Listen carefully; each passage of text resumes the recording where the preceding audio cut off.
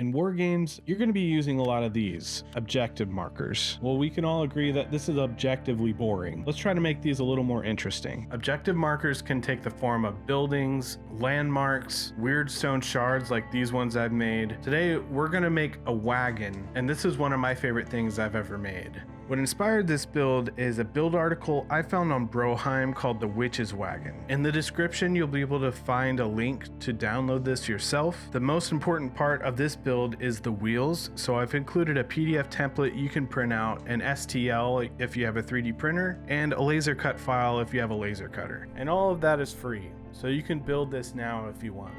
I like to laser cut these because it's by far the easiest and fastest method. I already had these in my bits box, so I went ahead and pulled these out. I grabbed an old box and we're gonna make the wagon out of that. I drew out my shapes and cut them out. I think the key to making this look really good is to really exaggerate your shapes. I looked at a lot of references, and before you know it, you'll have something that looks pretty good. I kept a mini out for scale, and I was continually comparing the shapes that I was cutting out and drawing to the wagon wheels. Don't be afraid to change this a little bit as you go. I certainly did. At this point, I liked the shape, and it was time to texture the wagon. I did that with popsicle sticks, balsa wood, and some other things, and we'll mention them as they come up. When doing this, I find it best to kind of start with a story. I wanted this to be a merchant wagon, so I put an ice cream truck window on the side of here so he could serve his customers. I decided I kind of wanted to experiment. As I was getting into it, I wanted to do some thatched roofing, so I changed up the silhouette to kind of match that architectural style. I put on some doors from my building accessories STL pack that's free on my Patreon, and finally glued down the roof. On the other side of the wagon, I used these original Mordheim windows, and these are just too small to put on a building, so these were perfect to put on the wagon. Then I finished off the side with balsa wood. Underneath the canopy, there were some spots that were just really, they would have been inconvenient to fill with balsa wood or popsicle sticks. So I decided to sculpt that in with green stuff because that's a pretty good gap filler. It's also good practice. I glued on some pegs to be able to glue on a merchant sign later, and then we're going on to the roofing. To achieve the thatched roof look, I went to the dollar store and I got some decorative nautical rope. I superglued the end of the rope to the roof, and then I cut it off, and I just stepped and repeated this over the entire thing. This took a while, but it was pretty easy. Later on, I transitioned over to using just hot glue. Thanks so much to all of my patrons. Patreon support is only $2 a month, and I do a video every week, so that's like 50 cents a video.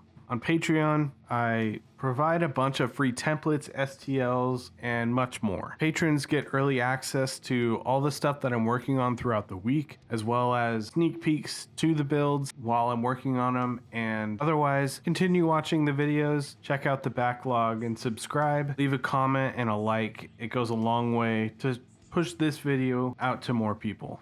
All right, back to the build. I happen to have the perfect stick for this roof line, so I went ahead and glued it down. Thatch is typically pinned down by pegs at the top of the roof. So to kind of mimic that, I glued different parts onto the top of this to kind of accentuate the silhouette. And then I glued on the merchant sign and the rest of the wheels, and the end was in sight. The last touch was I glued in 2 pig gargoyles on the flat spots next to the front seat, and that was it. After that, I primed it in a dark brown spray paint.